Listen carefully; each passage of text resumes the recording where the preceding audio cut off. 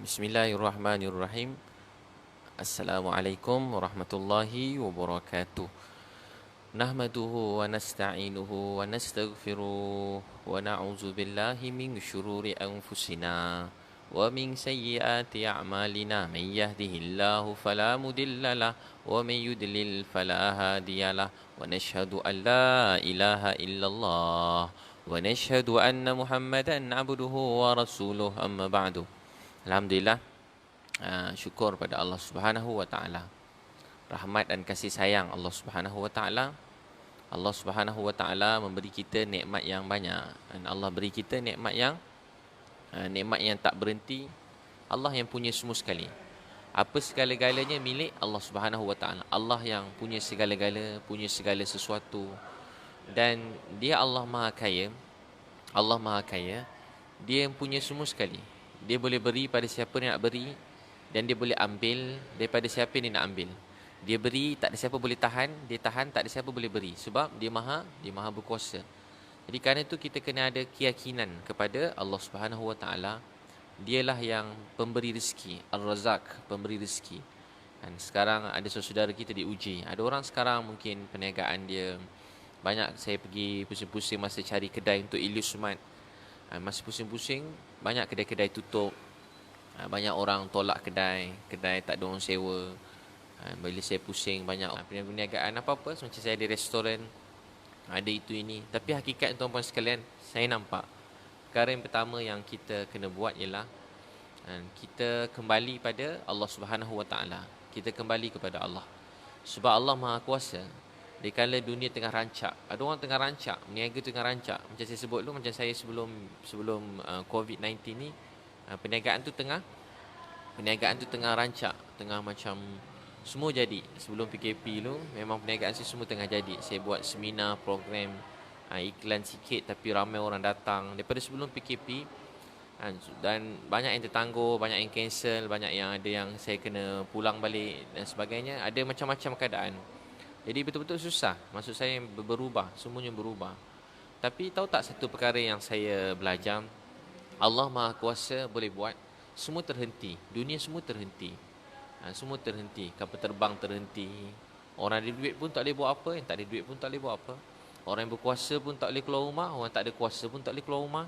Orang yang macam-macam, semua Allah Maha Kuasa. Sekelip mata dunia yang sibuk ni terhenti. Tahu tak apa pelajaran dia? Allah nak kita pergantungan hati kita kepada dia. Mungkin selama ni kita nampak inilah jalan hidup kita. Inilah dia. Ya, inilah bagi rezeki kat saya. Inilah punca rezeki saya. Inilah kehidupan saya. Inilah hidup saya. Inilah segala-galanya. Sekelip mata, baru beberapa hari semua boleh berubah, dan Allah Maha Kuasa untuk hilangkan terus. Untuk itu, kita kembali pada Allah Subhanahu wa taala. Yakin kepada dia. Yakin Allah yang beri rezeki, Ar-Razak. Bila kita terlalu bergantung kepada sesuatu, atau berharap kepada sesuatu, atau terlalu inginkan sesuatu, di situ hati kita manusia, kita akan mula berharap, bergantung. Allah nak kita balik dan bergantung kepada dia, kepada Allah SWT. Bergantung hati kita kepada Allah. Setiap pagi, rezeki, saya selalu sebut rezeki nak mudah. Nabi SAW ajar, dalam hadis banyak diceritakan, setiap pagi baca Subhanallah wa bihamdihi Subhanallahil azim. Subhanallah wa bihamdihi Subhanallahil azim. 100 kali. Subhanallah wa bihamdihi Subhanallahil azim. Maha suci Allah, segala puji milik dia.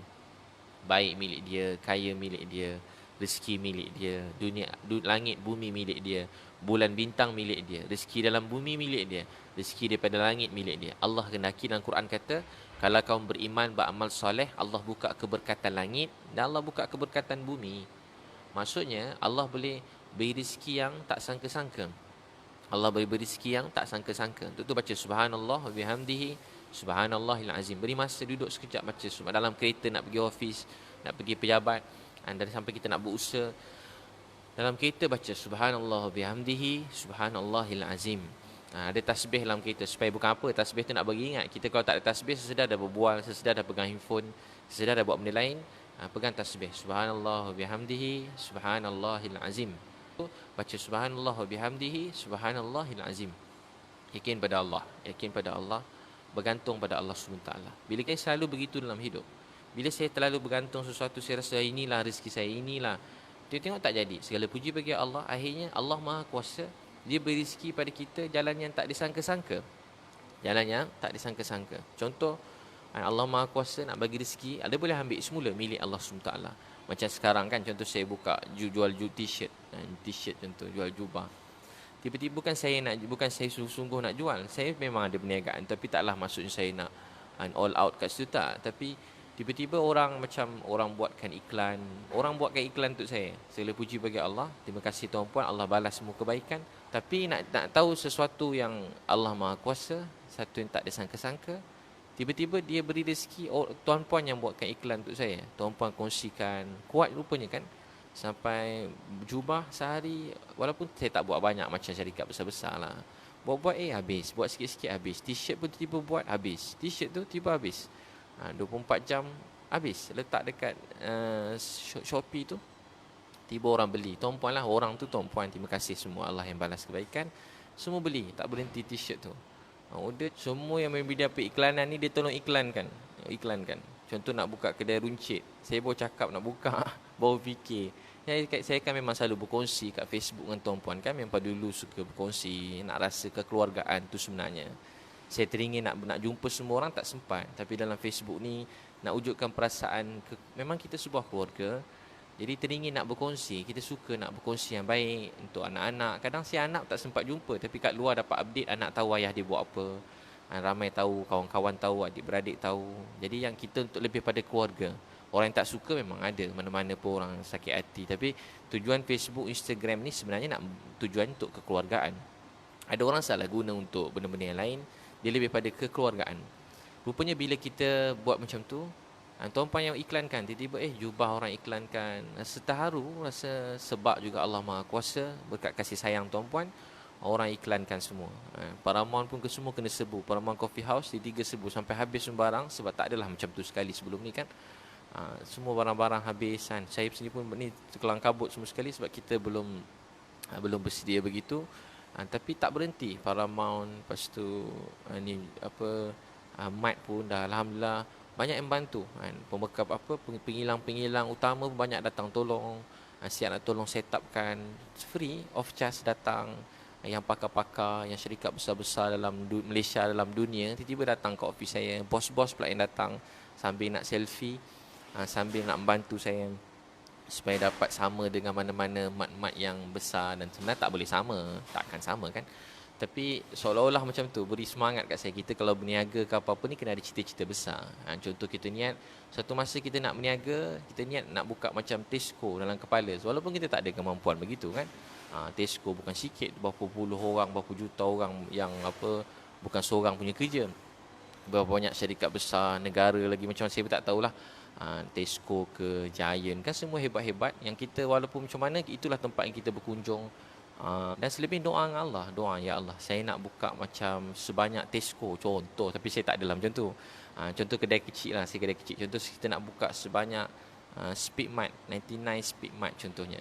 Niat nak sebanyak itu. Dia ada 1,600 cawangan contohnya. Jadi kita dengar dia, kita kagum. Oh Masya Allah. So macam mana kita boleh buat begitu? Jadi dalam hidup ni kena ada cita-cita.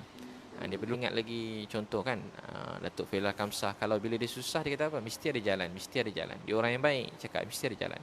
Dia tak mencarut, tak cakap bukan maaf, dia tak cakap bukan-bukan. Dia tak ada kata matilah, habislah. Dia kata insya-Allah ada jalan. Rupanya perkataan ni akan datang dalam hidup untuk orang yang berusaha. Orang yang rajin berusaha. Dia tak mencari, orang selalu cakap jangan orang ajar banyak masa PKP ni, saya sendiri yang laju. Semua kawan-kawan saya ikut saya masa pindah-pindah ke rumah. Tahu tak apa yang kami buat? Kami kata nak pindah rumah hari ni pindah. Hari ni pindah. Walaupun orang cakap macam mana kan, nak kena ada surat perjanjian antara tuan rumah ni. Lepas tu nak kena begitu begini, nak kena bersih rumah. Ada rumah belum siap sangat, kipas tak siap, elektrik belum masuk. Kita cari orang elektrik. Air tak sempurna, bocor, carikan. Nak kena ganti tangki, gantikan. Lepas tu baru fikirkan. Fikir. Sampai kita minta kurang, sampai tu kita fikirkan yang penting selesai. Yang penting orang ni jangan malam ni jangan tidur lagi dekat. Jangan malam ni dia masih buang air besar, gali lubang. Jangan orang ni buang air besar masih gali lubang. Jangan orang ni buang air besar sampai gali lubang. Anak-anak kecil jangan tidur lagi dalam kawasan ada ular ni. Itu cita-cita. Untuk tu dalam masa 24 jam saya fikir kurang 24 jam, kami sampai berlumba untuk pindahkan rumah. Satu hari satu rumah. Sampai segala puji bagi Allah, akhir satu hari dapat pindahkan 4 rumah. Satu hari dapat pindahkan 4 keluarga. Tu kami punya segala puji macam rekod. Bukan rekod nak bertanding dengan siapa. Kita dalam dunia ni kena ada cita-cita. Dalam agama pun sama. Kita niat satu hari nanti jangan satu orang pun kat Malaysia ni yang tidur rumah tak ada elektrik. Jangan satu orang pun anak-anak kecil yang tak sekolah. Jangan satu orang pun anak muda kat Malaysia ni tak sekolah. Kita semua kena bantu. Ambil tahu pasal jiran, orang kampung kita, orang bawahan kita, pelajar kita. Jangan satu orang pun tak pergi sekolah. Jangan satu orang pun terceceh daripada pelajaran. Jangan satu orang pun terceceh pada pergi sekolah. Madrasah ke sekolah. Pastikan setiap anak dekat Malaysia ni sekolah. Itu cita-cita saya. Dan saya banyak janji dengan keluarga itu. Lebih dah berapa puluh orang masa PKP je. 30 keluarga, mungkin dah 50 orang anak-anak. Saya janji untuk hantar mereka tahfiz. Ada yang masalah kadang dulu mak ayah mereka leka mungkin sebagai ada masalah. Mungkin ada masalah sikit-sikit. Besar juga masalah tu, ada yang tak ada surat beranak. Orang Malaysia tak ada surat beranak, ada yang tak ada IC. Orang Malaysia tak ada surat beranak, tak daftar, tak ada IC. Mungkin kadang-kadang adalah, mungkin bukan saya kata salah ni. Keluarga tu sendiri mungkin dia jenis tak ambil berat juga, atau ujian untuk dia. Ada yang tak ada IC, kesian kan. Orang Malaysia lahir kat Malaysia, ayah orang Malaysia, mak orang Malaysia, tiba-tiba tak ada IC, tak ada surat beranak. Lama pergi mohon sana, mohon sini. Jadi apa kita nak buat? Kita kena ada cita-cita. Jangan satu orang pun anak kat Malaysia ni tak ada surat beranak. Jangan satu orang pun anak kat Malaysia ni tak sekolah. Jangan satu orang lagi yang tinggal kat Malaysia ni yang sampai berak gali lubang. Jangan sampai berak celah semak. Jangan ada satu orang pun tidur dekat celah-celah lubang ular, lubang tempat-tempat yang tak baik. Jadi macam mana kita nak fikirkan semua ni? Saya nak fikirkan. Sebab tu kena ada cita-cita. Jadi begitu dalam hidup. Kena ada cita-cita dalam berniaga, dalam kerja. Cita-cita. Dan tahu tak apa yang membuatkan kita lebih kuat untuk berusaha? Bila kita niat kerana Allah. Itu membeza